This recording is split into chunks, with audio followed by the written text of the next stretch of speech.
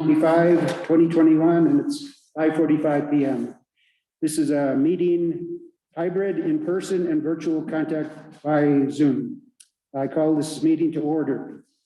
The first item on the agenda is the Public Works Upgrade CDOT Multimodal Options Fund Grant and water restrictions. Director of Public Works, Phil Johnson. Good evening, Phil. Good evening, everybody. I'm going to just leave my mask on so I can hear me over the microphone. I want to talk about a couple things that you said, Mayor. First and foremost is the CDOT Multimodal Options Fund Grant. We spoke about this in the last work session, and I wanted to give you some cost comparisons of what city projects versus CDOT projects did at the same time, and also then use those numbers for our current bid item. So before we get into the spreadsheets. So the two spreadsheets show the 2020 city and CDOT projects, the current projects on Main Street, ADA ramps, as well as the concrete cost share that we do every year. We categorized and identified the bid items per CDOT stack, and costs were based on actual project figures for both agencies to demonstrate the difference.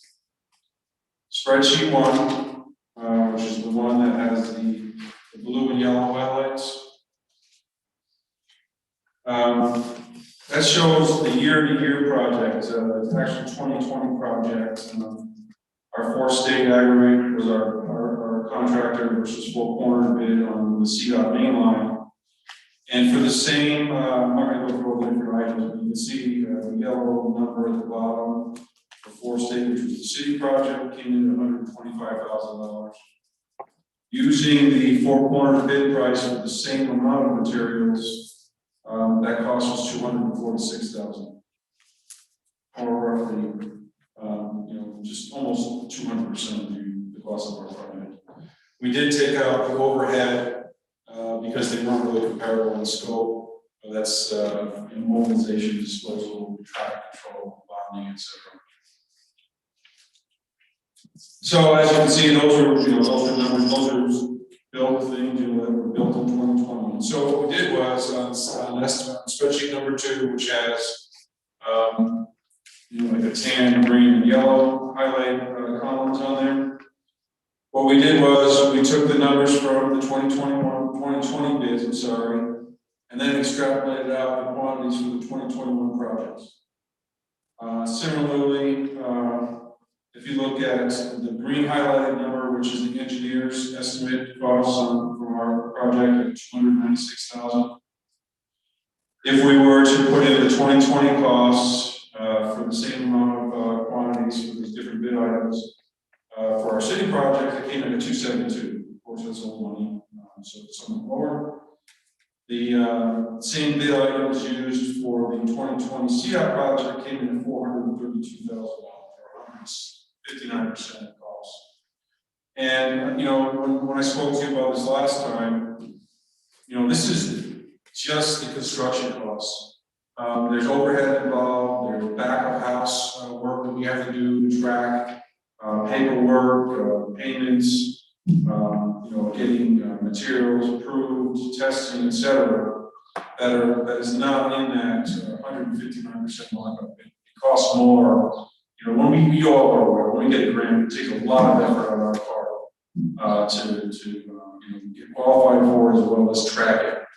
And so, even if we were to pull out all of the project and just do the Madison House, of the $120,000 estimate from our engineers, that just the lowest markup of 159%, still 150%. We're looking at $180,000 for what it's going to cost us to build 120K. Never mind all the overhead that's associated with it, the back of house tracking, testing, etc. I wanted to bring this to your attention tonight and answer any questions you had. And then my intention is, if you're agreeable, would be to come back in June and ask for a resolution to forego this grant from CDOT. Our engineer, Chad Hill, is in agreement with this tact based on the cost of this money, and I am open to any more questions.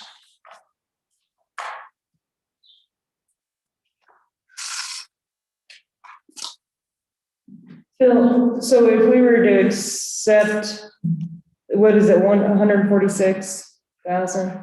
And then say the cost was 246, would that bring our cost lower than if we didn't do the CDOT things and just paid for it ourselves? Well, yeah, it would, well, just for example, the 127K, or 120,000 on the man's cost is all ours, it's all ours. But if we were to do that project alone, we're looking at a markup of 50%, so 180,000. We have to match 90,000. We're only going to get 90,000. We don't get the 146 out. So for that to happen, I think that the burden and the work that we have to do for that $30,000 differential, which is all we're really saving, isn't worth it because of the time, the effort we have, the survey work we have to do. There was, some, questions about migratory birds and right-of-way and historic homes, and when you're talking about environmental clearances, all these are not. This is just, concrete in the ground costs. Right, there's like hidden costs. Okay. None of the overhead.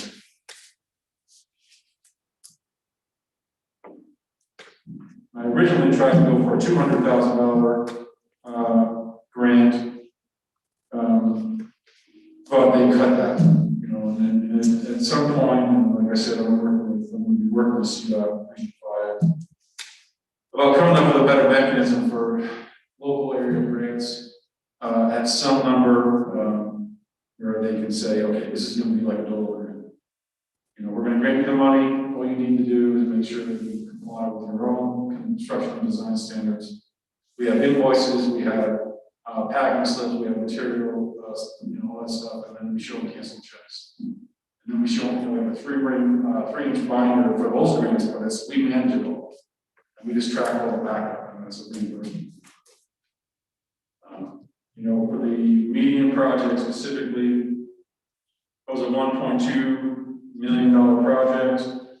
We got a $200,000 DOLA grant and a $320,000 CDOT grant for that project. We spent $90,000 for that 320. Tracking, engineering, all of that. So, at that scale, it makes sense. It makes financial sense when we're getting that much money. But at this juncture, for us to make, basically to do all this for $30,000 of differential on this project doesn't make sense.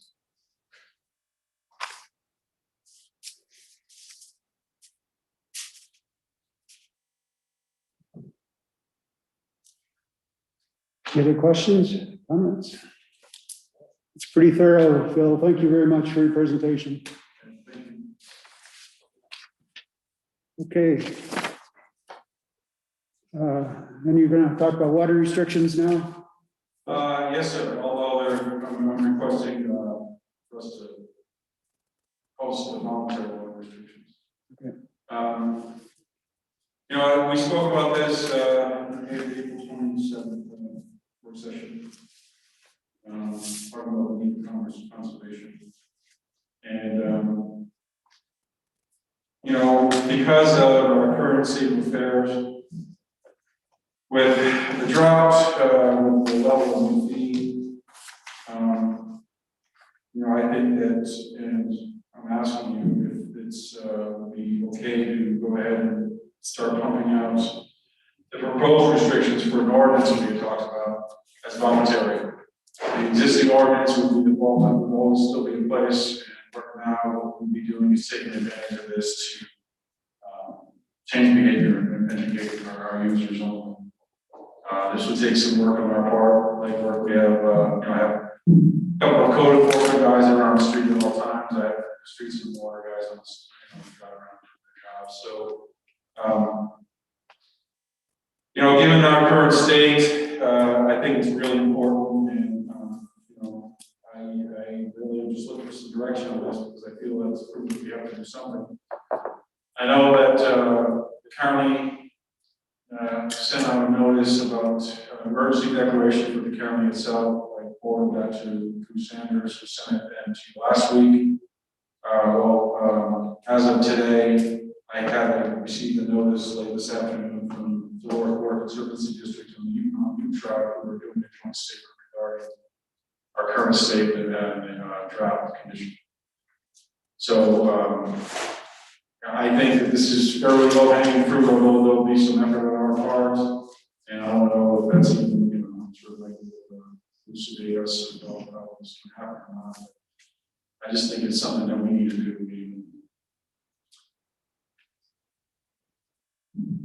I think we need the voluntary would work better for right now. And if we change our mind in July, we can come up with an ordinance. Gives us time to look. There's a lot of models out there for us to use. And Phil and Drew and I can have some discussions about where we need to go. Some of it's also going to depend on how the negotiations and the workouts for the water we talked about at the last executive session come to fruition. Those are ongoing, but there's no great decision as of anything right now.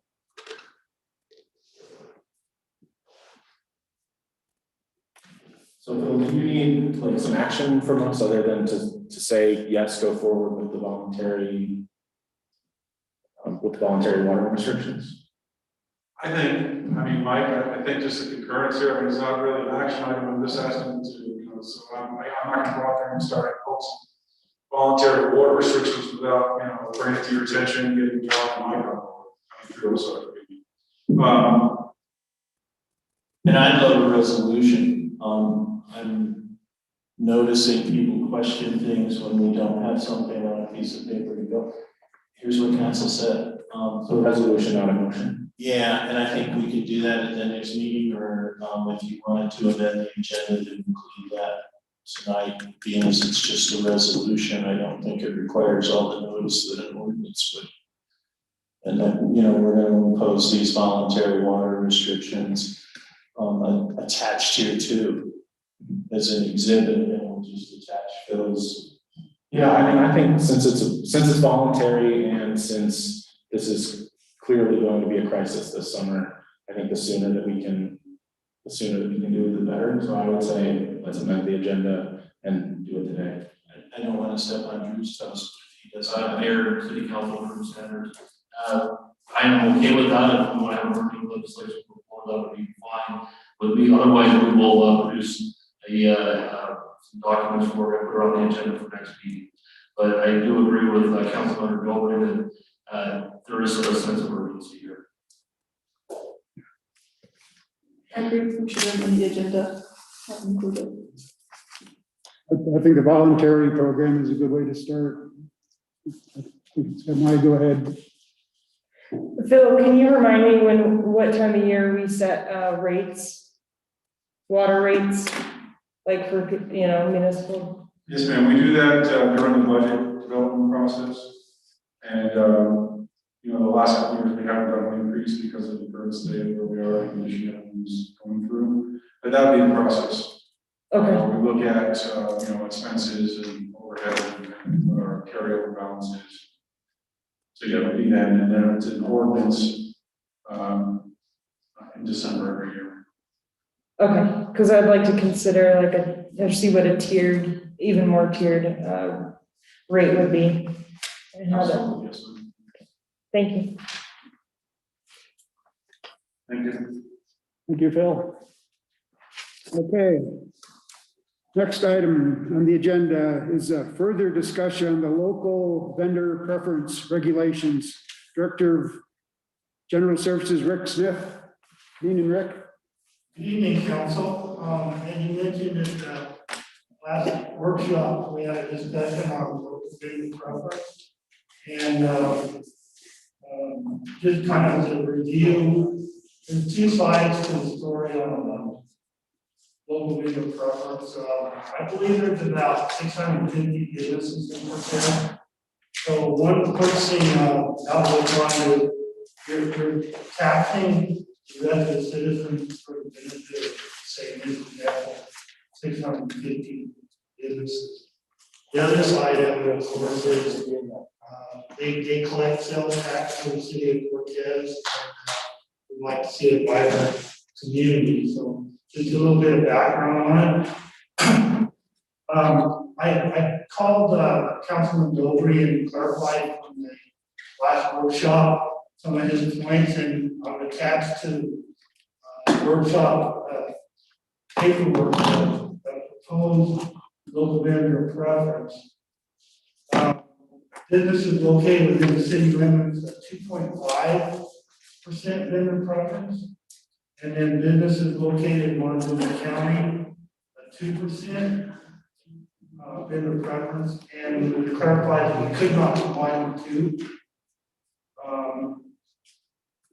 And we kept a lot of the language that we had in the previous one related to grants, because in order to get a grant, we already had to comply with their procurement rules. So that's kind of a quick and dirty background on it.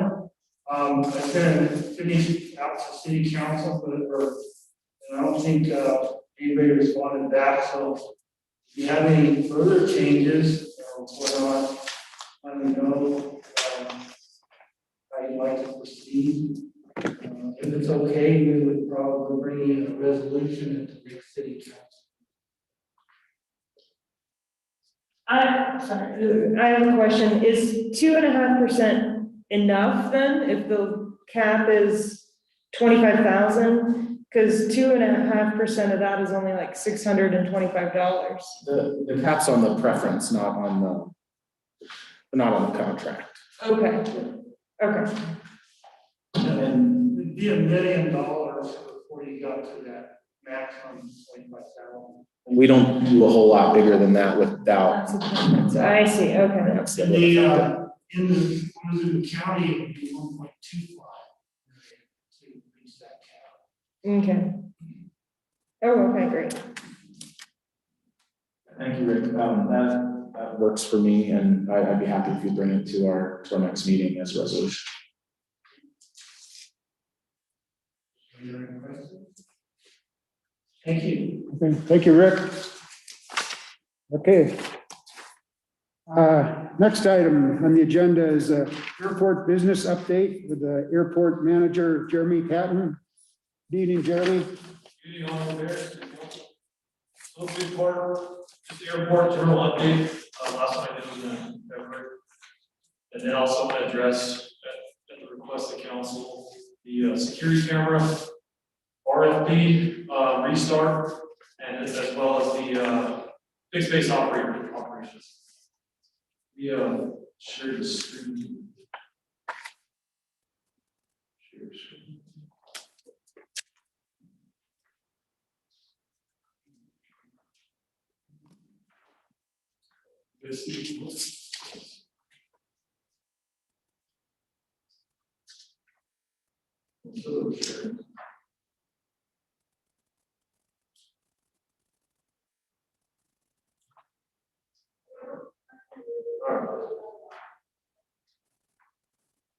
You guys will see it now?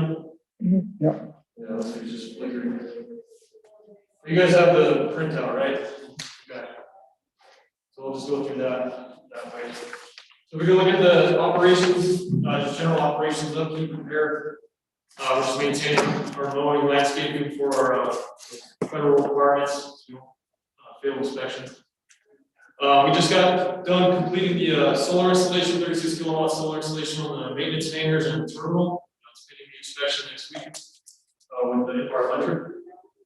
We're in the process of reviewing development for new land lease agreements, which will involve ordinance review with Mike Green and city manager. And then our master plan process is going well. We had our 2018 kickoff meeting, thank Robert Gilbert for a set invitation, Kelly Koski, and several community members are on that board. The navigation lights that were taken out by the pilot back in February, the insurance company has finally agreed to pay the entire amount for replacing those. And that's That's around $50,000. So we're gonna get that done here pretty soon. That covers the engineering, the contractor, the materials, and the calibration flag with the FAA. So now what instead of doing on behalf of the airport and the city is working with the school. Chad Wheelis is also the mayor of the Dolores. He's the lead on the homegrown talent initiative for Washington County High School. And we're he's applying for a grant that will hopefully incorporate the aviation program. And I can get the FBO on board with that as well, because that will bring students out there for potential internships, and flight training. If we get enough grant money to put a simulator out there, that'd be better. A lot of this is whimsical at this point. I'm hoping to gain some traction on it. That'll give them access to not just flight training, like I mentioned, but administrative side of things and internships for that. Civil Air Patrol is out there, search and rescue, TSA, fire and police have been doing training out there. I'd like to get them involved. The terminal, we've been doing some upgrades around there, fixing some threshold stuff. There's a trip hazard, the concrete there. Moved the monitor, did some repaint so far. About to pull the trigger on the wood flooring and cabinetry remodel. We're doing most of that in-house, so it'll save us a lot of money there. And that most of that's being provided by the CRISA funds we received earlier this year. We're just now getting it now, signing it. TSA is asking for a 10-year renewal. That will be on the next agenda meeting. We're going to be doing an ordinance for that. Probably be a 5-year renewal with 5-year option after that. So they'll maintain their service here at the terminal. Regarding the airline, we're seeing some challenges with them lately. The industry is picking up substantially, and several airlines are feeling the pressure to increase their pilot numbers and mechanics and just basic infrastructure. And boutique is kind of falling behind because of that. So at some point, I may bring up, I already brought it today in the department meeting, we may be looking at ending the contract early, potentially, and going out with FAA and just Department of Transportation on reviewing what options we have. We can't get jets in here yet, and if you have any questions about that, I'd be happy to answer. We'll get into that yet. But we're planning in the master plan to facilitate jets at the airport the next few years. I'm trying to expedite that so we can progress.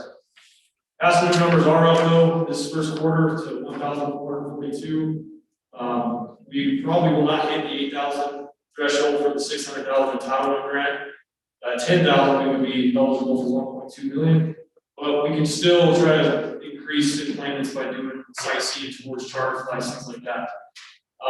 Carnival's doing okay. The T-Smiths, their own cars. Enterprise is pretty minimal in town. Trying to get them to work together and get Enterprise back up to the airport. One of the issues there is they want us to carry their insurance. It's pretty costly.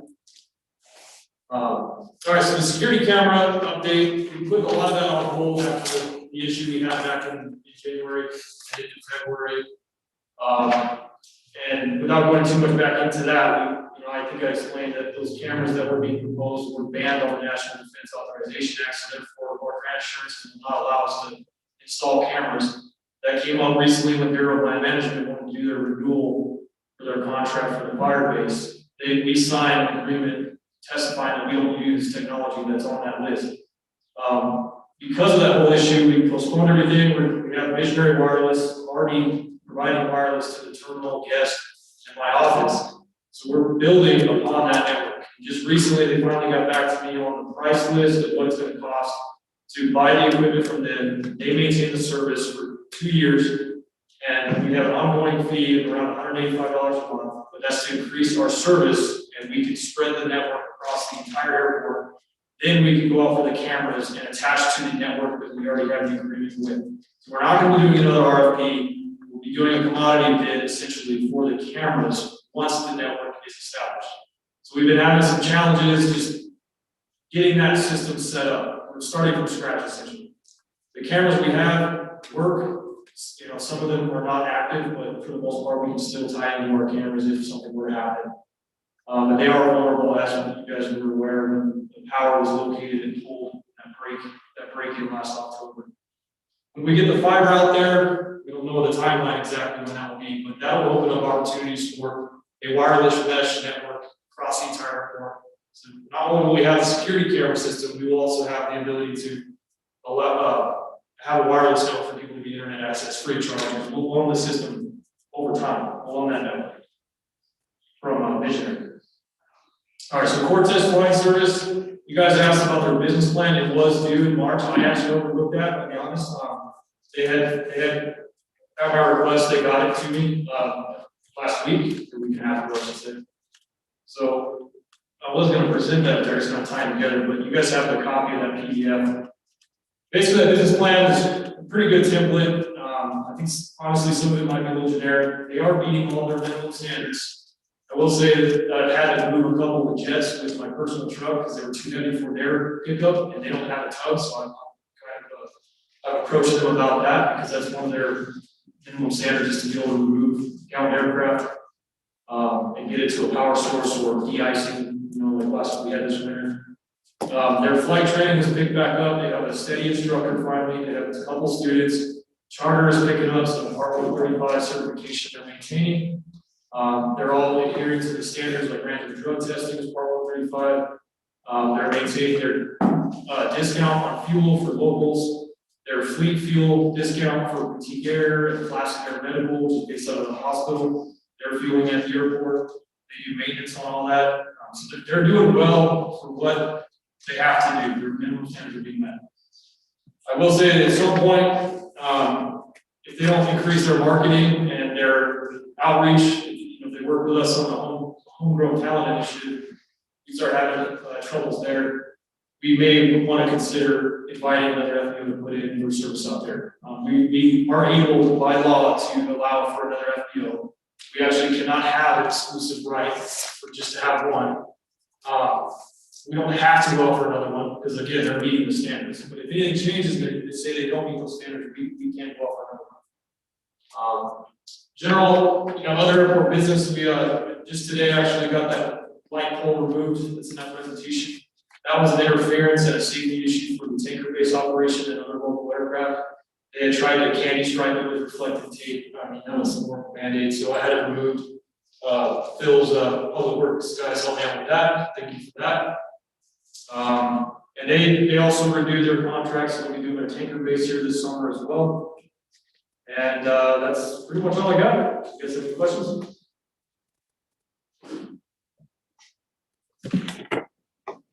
Were you able to address handicap accessible doors at the airport? Oh yeah, sorry, that was taken care of. Okay. I don't have a timeline. That was what I went back over there and looked at all those mechanisms were working. They passed inspection. Okay, great. Thank you. Yeah, thank you for bringing the information about the FBO Right. and the security system. Sure. Any other questions? Thank you, Jeremy. Thank you. Okay, next item on the agenda is the update on the outdoor pool reopening. Director of Parks and Recreation, Dean Palmquist. Good evening, Dean. Good evening, City Council. Just a quick update on some things that in your packet, things are constantly changing. I think with pool venues, I did some checking with Grand Junction, Durango as well, and they've kind of went away now for reservation systems just to have no restriction on numbers. So that's what I would like to proceed forward with, is not having a reservation system for the outdoor pool. I would like to, however, continue that for the indoor pool. I think it's just more responsible for the indoor facilities to still maintain some sense of numbers. So I'd like to continue that. Other items in there, the pool, I just want to, there's a lot of rumors floating around on the pool, so I just want to clarify that one of them has been is there's a leak in the pool, and that's not the case. We fixed that about 2 years ago, any leaks. And so and then another one is that there's no chlorine, and we have chlorine on hand. So those are two rumors I'd like to dispel right away, that these are in fact not true. However, we do have the pool operational right now, and it's in hit temperature at 81 degrees. In fact, it was a little bit more than that today. So the park maintenance crew has been busy cleaning out the bottom of the pool, and that's one of the only things left is to get any debris at the bottom of the pool. So you won't see water in the pool right now, and it's operational.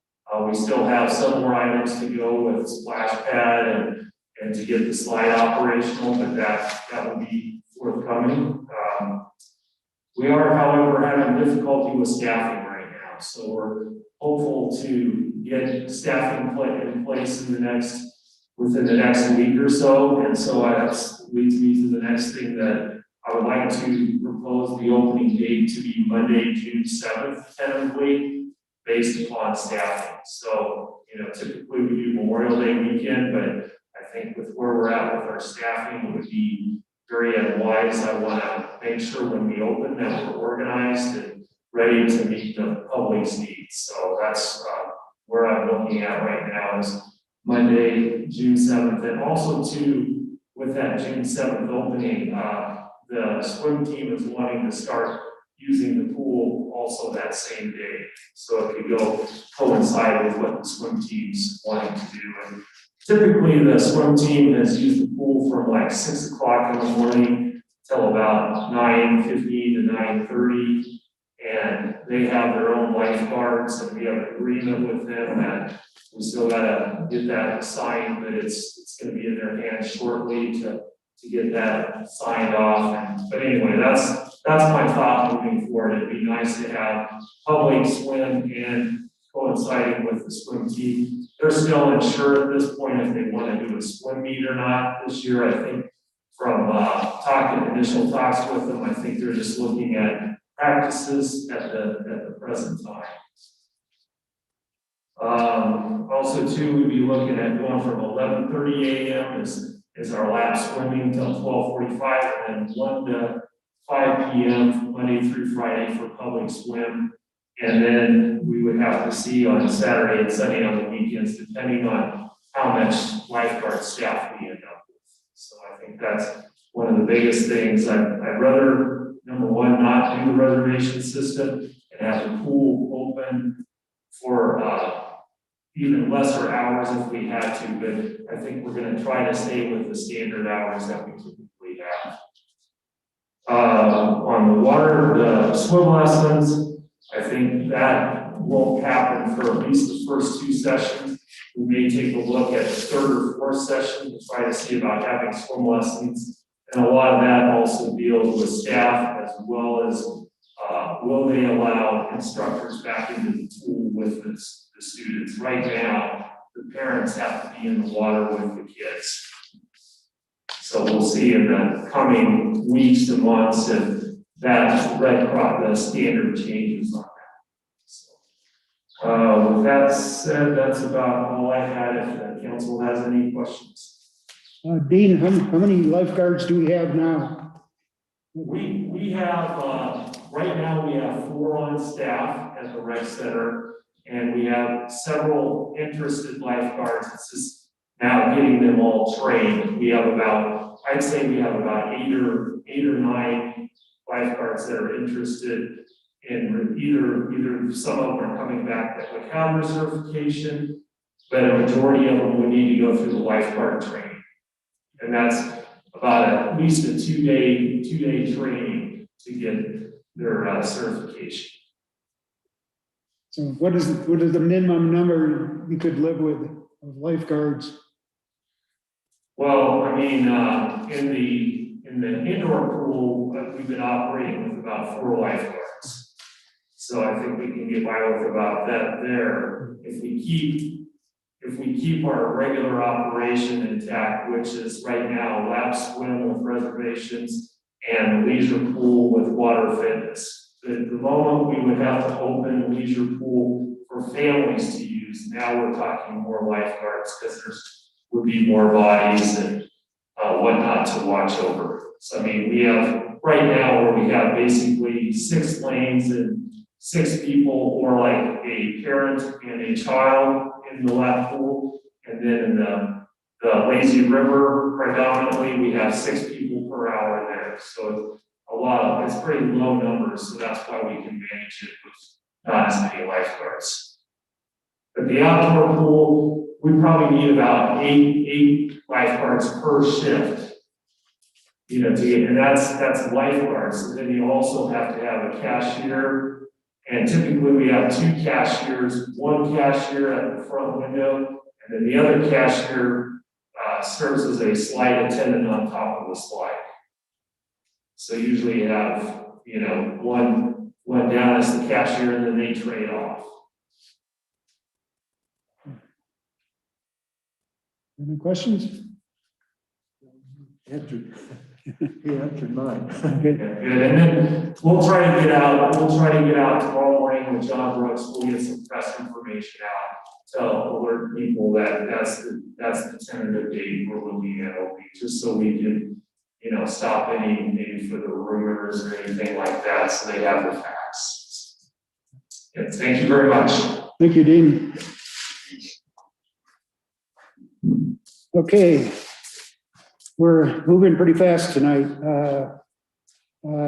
Next item on the agenda would be general council discussion. Are there any items that council would like to discuss this evening?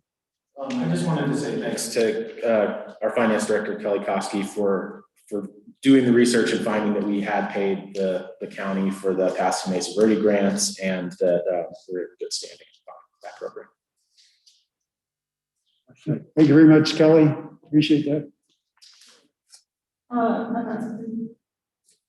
got something. I just said, I second that. I think you're doing a great job.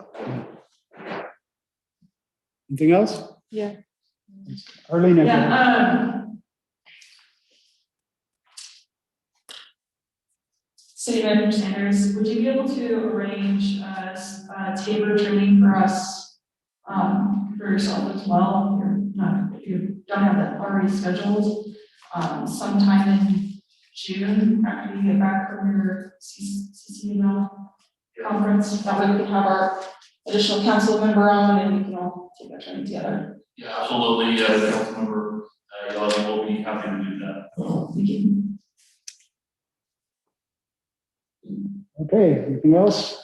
Mike, I would like to talk to council about the interviews for the city council seat next Okay.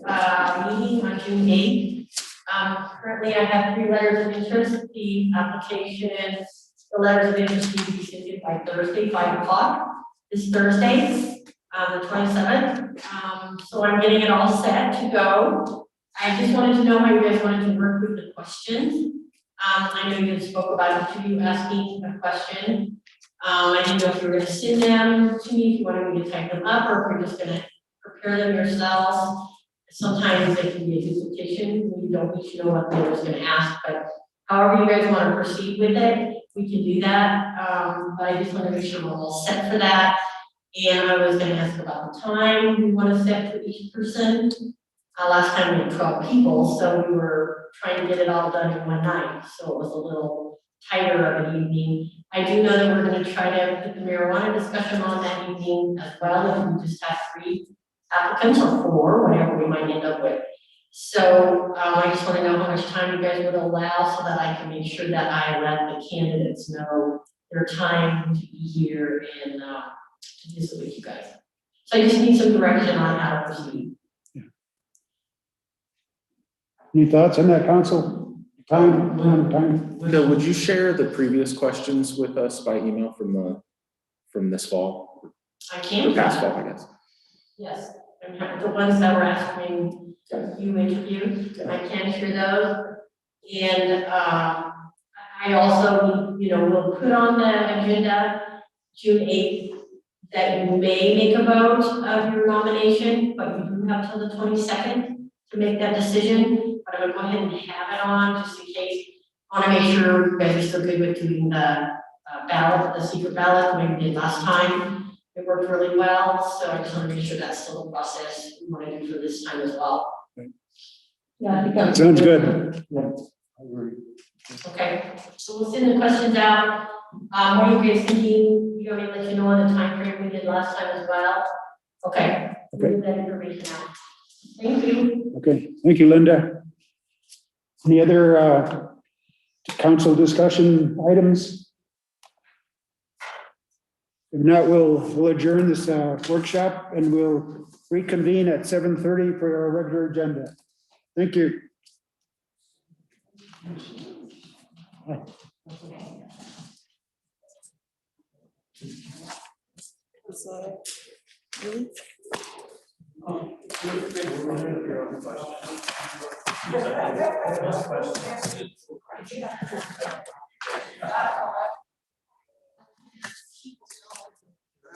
You might have some.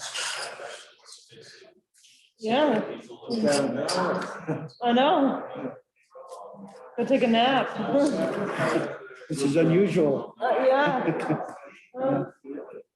Yeah, I just want to see it. Right.